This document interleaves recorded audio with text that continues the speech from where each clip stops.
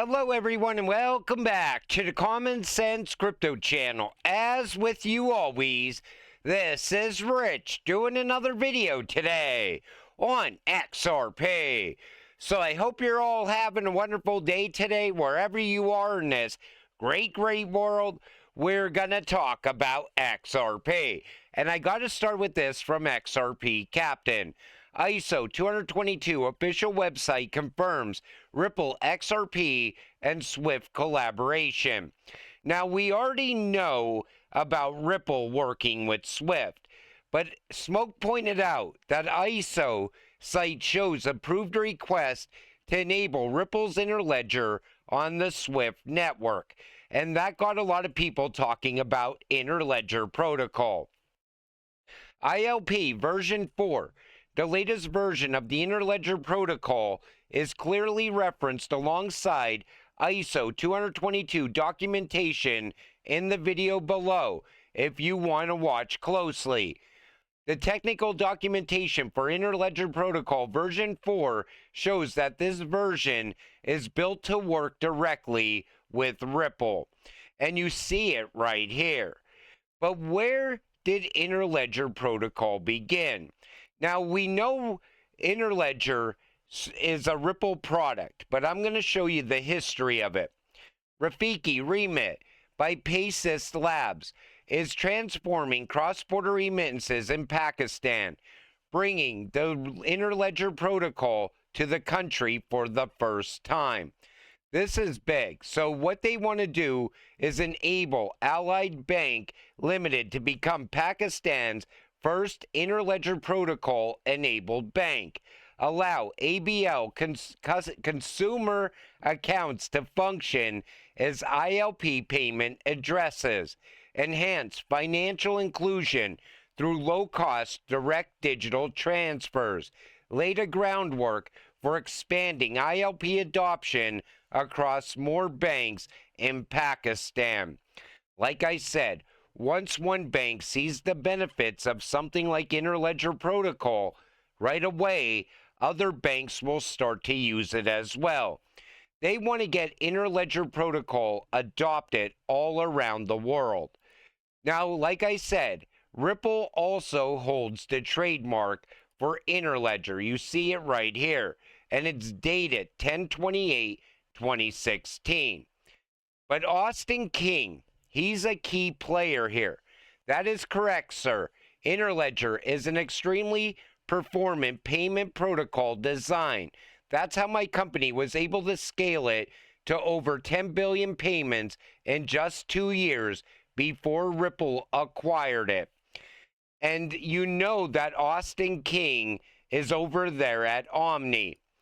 But Omni is a close partner of Ripple. They work together. So Ripple is going to bring trillions from traditional finance onto XRP. Omni is going to expand those trillions across the rest of the on-chain financial system. This will cement XRP at the center of the entire on-chain economy.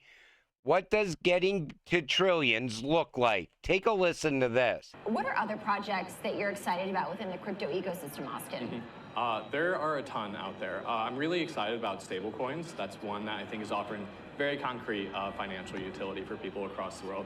Specifically, Ripple's new stablecoin is one that I've been paying very close attention to. What about that new stablecoin is on your radar?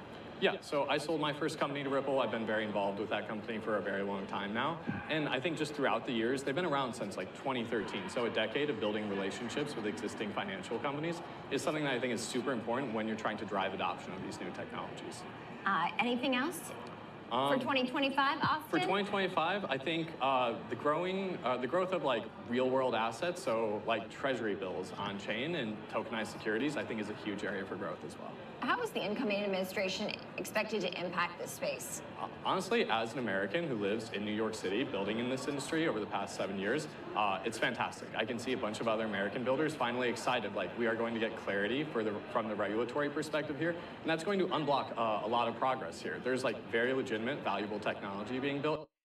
And they're waiting on regulations as well. But this is going to be big. And it's in the early stages still. So he goes on and points out a flywheel effect will take place. XRP will tokenize more assets. Omni will expand those assets across the on-chain economy, incentivizing more institutions to tokenize assets on XRP. This is the 1000x opportunity, and it's going to happen sooner than you expect. When you least expect it, it will happen.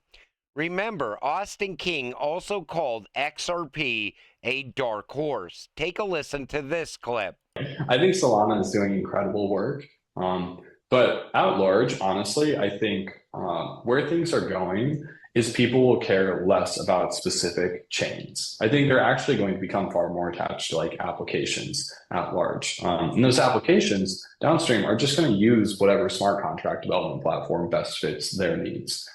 So I think over the long term here, economic network effects, like liquidity network effects and stuff will fade away because everything will move so seamlessly across these chains that like those barriers will effectively be broken down.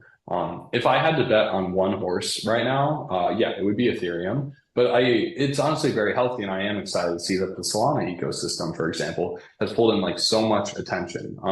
And then, you know, there are also kind of more like dark horses at this point, like XRP. You know, they have captured a ton of the kind of more traditional mind share there. So there are like these more younger, more creative, like playful applications being built on Solana and Ethereum. But if you're thinking more about these like BlackRock types, there are these institutions like Ripple that have been around for a very long time and have like deep relationships with all these entities. And I think that is like a huge point of leverage that they have. Take notice, he just pointed out that Ripple has a deep relationship with BlackRock and all these other institutions. We don't even know. Maybe BlackRock is one of those Ripple NDAs. But what's going to happen is this. You need interledger protocol for XRP to get to that trillion plus transactions per second. It's built to serve the entire planet, every single person. And right now, this is all coming together in the background. Ripple set up these rails for the last decade. Once XRP goes live on these rails, that's it. It's game over. People are going to be buying a piece of one XRP when that happens. Pundit says, owning just 10,000 XRP may soon be impossible for 99% of investors. You know, as the price continues to go up, it's going to price more and more people out of XRP. That's why you try to acquire as much as you can while it's still sitting just above $2. Because wait until it's above $5. You're going to have buyers. You're going to have buyers all the way up. It doesn't matter how high the price of XRP goes. There will always be a buyer at every single price point. But you, as a retail investor, you want to get as much as you can while you still can. Now, I'm not telling you to go out there and buy 10,000 XRP, but just acquire as much as you can so that you could sit back, stay patient, wait it out, and all of a sudden get life-changing money. But this was the same case with Bitcoin.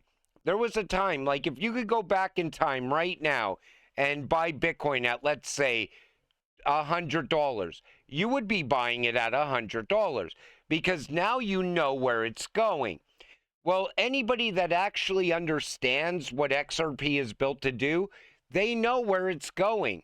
That's why they're telling you, acquire what you can now so that later you could sit back and live off of your passive income. Passive income is going to be the biggest game changer for this cryptocurrency. Because if people could just hold their XRP forever, they will absolutely hold it forever. And that will also lead to scarcity. But people have to get that monthly reward, that monthly income, before they ever consider selling their XRP. And most people, they're going to end up selling a good portion of their bag on the way up as well. In that last video, I was talking about how many millionaires and billionaires XRP is going to make at $100 and at $1,000. But most of the people that are holding XRP right now, if they were to hold it to those price points, they would get that money. The problem is most people will be out before it ever happens. Don't sell too soon. XRP proponent, Ripple and SEC have agreed June 13th is deal day. Now, here's what this is based on. I have been informed of some sick potential XRP news. Please buy whatever you can. When I say potential, it's pretty much a done deal. The person that just told me said that she was pretty certain. I don't care if you've been buying two XRP, just buy them. A $5 investment will be worth a fortune very soon. That's what that post went on to say.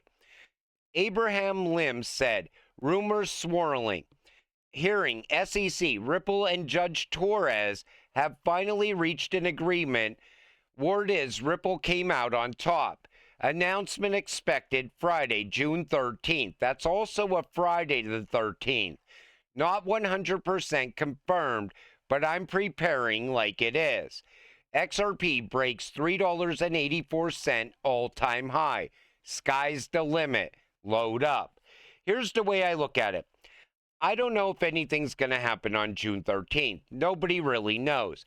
It's kind of a rumor still, or hearsay.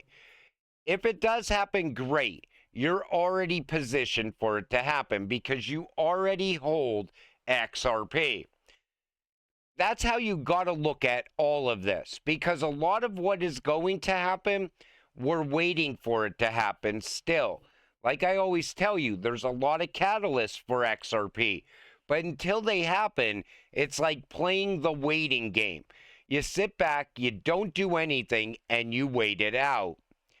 California just passed a bill to seize Bitcoin left idle on exchanges.